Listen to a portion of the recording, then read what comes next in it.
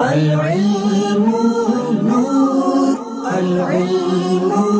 نور العلم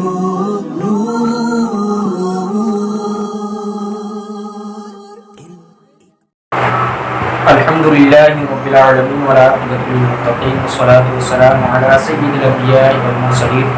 اما بعد فاعوذ باللہ من الشیطان الرجیم بسم اللہ الرحمن الرحیم والصلاۃ والسلام علیک یا رسول اللہ وعلی آلک واصحابک یا حبیب اللہ۔ حضرات کرام، آج کے درس میں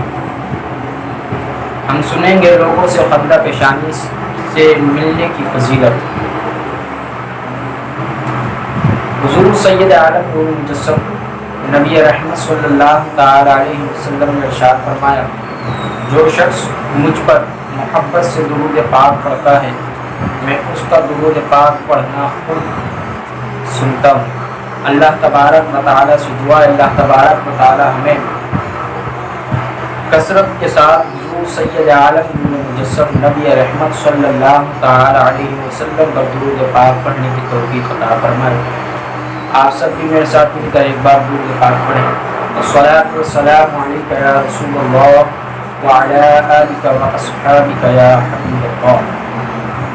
حضرت سیدنا ابو ہریرہ رضی اللہ عنہ سے روایت ہے، سرکار مدینہ قرائے قلب سینہ فیض گنجینہ حضور صلی اللہ تعالی علیہ وسلم نے ارشاد فرمایا، تم لوگوں کو اپنے اموال سے خوش نہیں کر سکتے، لیکن خندہ پیشانی اور خوش اخلاقی انہیں خوش کر سکتی ہے۔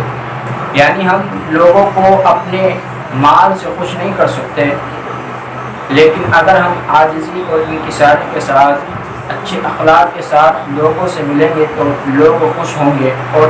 اس پر ہمیں ثواب دیا جائے گا۔ ایک دوسری حدیث میں سنن ترمذی میں روایت ہے، ایک دوسری حدیث میں حضور سید عالم نور مجسم نبی رحمت صلی اللہ تعالی علیہ وسلم نے ارشاد فرمایا، حضرت سیدنا جابر بن عبداللہ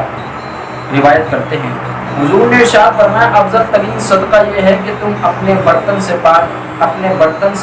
پانی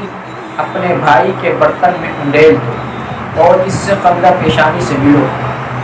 یعنی رسول پاک علیہ الصلوۃ والسلام نے ارشاد فرمایا، جو شخص اپنے